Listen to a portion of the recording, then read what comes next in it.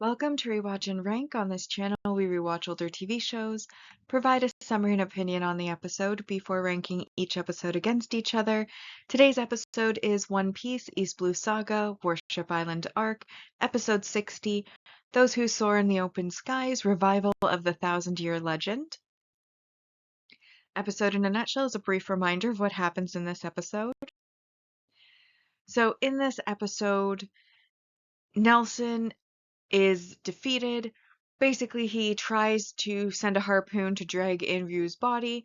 Luffy catches it, sends it back, and after he does so, there's this rumbling under the ocean, kind of like an ocean quake, and Luffy, after looking at Ryu, they do their communication thing. Ryu then stands up and basically screams into the air again, and all of the millennial dragons then start flying in a flock as it's revealed that Rue is calling them, saying that it's time, and they then start circling above. Rue then unfortunately does pass away, and after he does so, he sinks into the ocean. Luffy basically grabs onto one of the necks of the flying dragons and then uses his axe attack to cut Nelson's ship in half, and then returns to his own ship, where they then wait out even more rumbles, and slowly the island rises from the sea, and it is revealed that the reason the Millennium Dragons are called Millennium Dragons is not because of their lifespan, but because they're migratory and they return to the island every 1,000 years.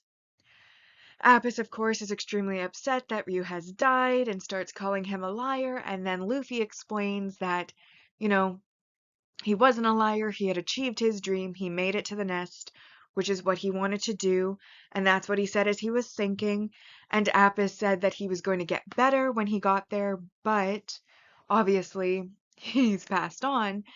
But then Nami mentions how there are stones that are in the shape of dragons all around, and that in addition to it being a nest, it's also a graveyard where they also go to die. And then Luffy indicates that they go there to die and then be reborn. And after he says that, one of the little eggs that are laying around there hatches, and a new baby dragon is there, and Apis and this baby dragon make eye contact, and it's heavily implied that this is Ryu being reborn, as he had promised, and so in a sense he did get better, as he had promised. And then everybody decides to start heading back to, get Apis back home and head off to the Grand Line now that their mission has been completed.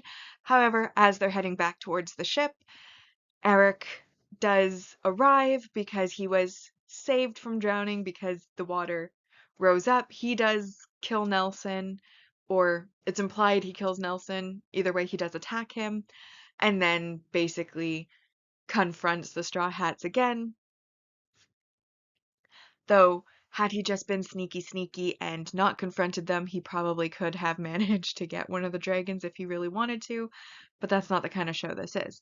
So, we end on the cliffhanger of Eric confronting the Straw Hats. So now that we've been reminded about what happened in the episode, it is time to rank the episode first on the mostly objective ranking list, followed by the personal ranking list. And so we have, starting with our only negative, the -4 points, as it has no main plot significance. It is still a filler episode. But that is cancelled out by the world building, which is the fact that Lost Island rises from the sea every 1,000 years and is the origin of the name of the Millennial Dragons, who migrate to the island every 1,000 years, and that is the origin of their name, and they go there to die and be reborn. So it is both a nest and graveyard. And that's worth 4 points, so we're now starting at a clean slate of 0. And we have our single arc supporting character development, which of course is Ryu passing away, worth 1 point.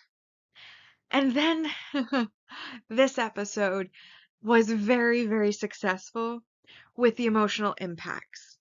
It was emotionally impactful when Ryu, with the last of his energy, leans up to call out into the sky, and then after he finishes calling, before he falls down again, he looks at the sky and he sees a flock of all of the other millennial dragons, which he had spent the last 1,000 years separated from because he was a lost dragon, and gets to see them for the last time before he passes on. Very beautiful moment, also very sad.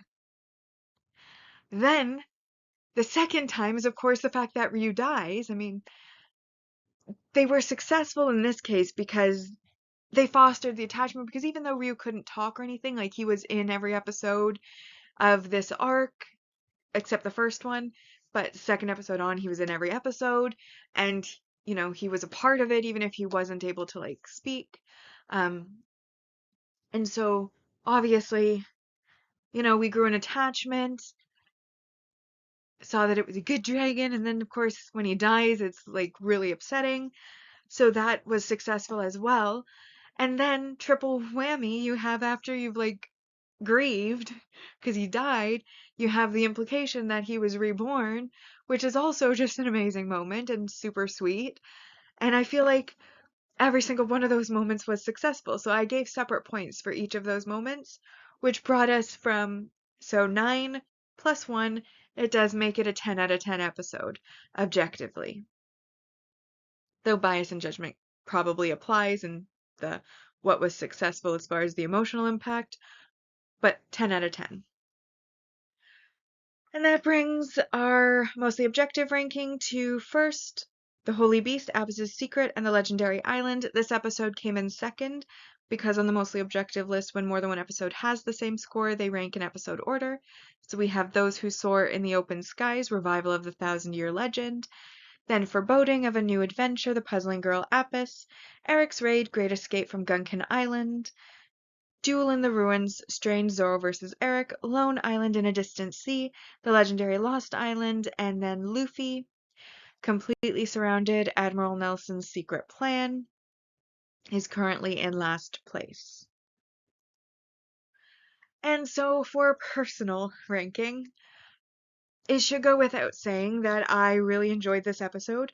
Not only was it triply emotionally impactful, which doesn't really happen often for me, so big success there, but they also included some levity to kind of um, cushion the blows.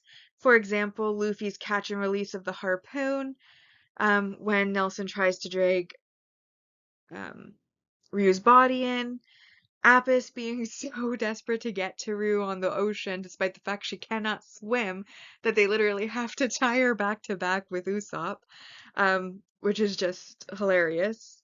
Also a little sad, but more so hilarious.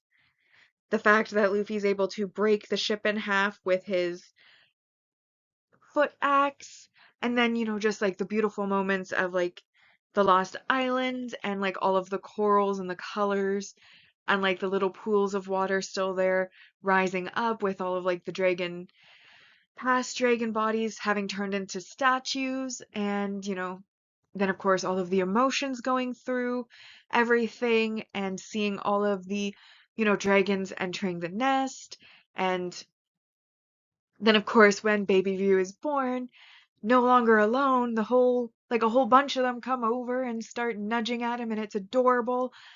And I think it was just like an incredibly successful episode, both for entertainment value and emotional impact.